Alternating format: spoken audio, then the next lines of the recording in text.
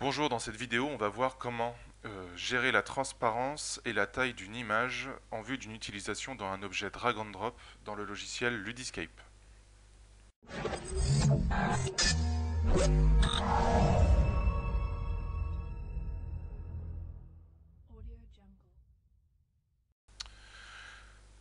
Donc quand vous êtes dans le logiciel Ludiscape et que vous voulez faire un jeu drag and drop, c'est-à-dire par exemple, dans notre exemple, on va déplacer un panneau de travaux publics d'indication sur un chantier. Donc là, on va installer ce qu'on appelle un jeu drag and drop. Donc on va prendre question drag and drop et on va venir donc définir une zone de dépôt et une zone de à déplacer vers cette zone de dépôt.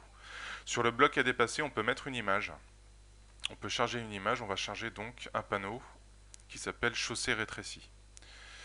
Comme vous pouvez le voir, cette image, elle n'a pas de fond transparent et elle n'est pas tout à fait carrée.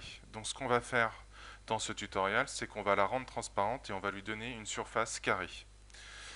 Pour faire ceci, on va utiliser le logiciel pen.net, qui est un logiciel qui est gratuit et qui est très simple d'utilisation. Donc vous allez ouvrir votre image avec pen.net que vous pouvez télécharger sur le site pen.net gratuitement. Vous ouvrez votre image. Ici, vous voyez, donc on voit notre image avec la valeur 97 par 83 pixels. Donc on voit que cette zone n'est pas carrée. Donc ce qu'on va faire, c'est qu'on va, dans un premier temps, on va redéfinir une zone carrée. Pour faire ceci, on va utiliser le menu Image, taille de la zone de dessin. On va laisser cocher en taille absolue et on va prendre la largeur, on voit que la largeur fait 97 et la hauteur 83, donc on va prendre la plus grande des deux, 97, et on va la copier dans la hauteur, de façon à avoir une image carrée de 97 par 97. Au niveau du centrage de l'image source, on va la laisser au milieu de l'image source, c'est-à-dire qu'il va étaler la marge, la nouvelle surface de dessin, de manière harmonieuse autour de l'image centrale, autour de l'image source.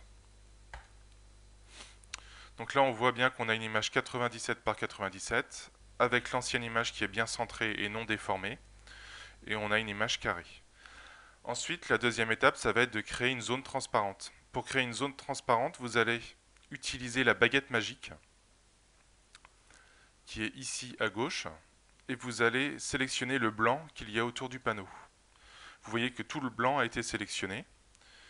Et une fois que vous avez sélectionné le blanc, vous allez appuyer sur la touche supprimer.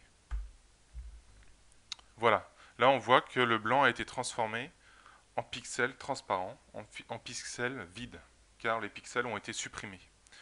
Et la dernière étape à faire pour avoir une image vraiment transparente, c'est qu'on va changer le format JPG en PNG, qui gère les pixels transparents.